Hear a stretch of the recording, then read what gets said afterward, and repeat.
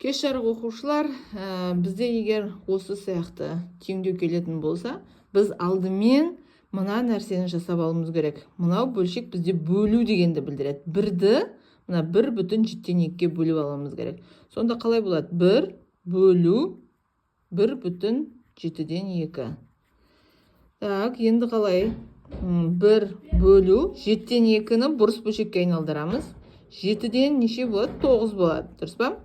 Енді бөлудің ережесі бойынша көбейтуге айналады. Алымы мен бөлімі орын алмасады. 9-дан 7.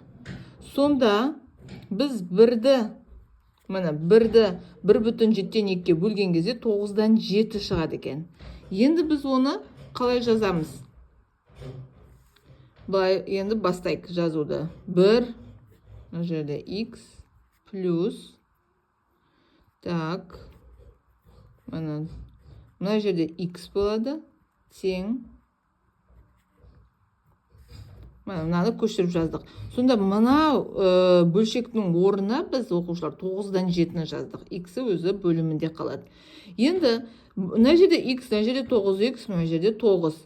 Үшеуіне де ортақ бөлім іздейміз. Бізде үшеуіне де ортақ бөлім, ол бізде 9x.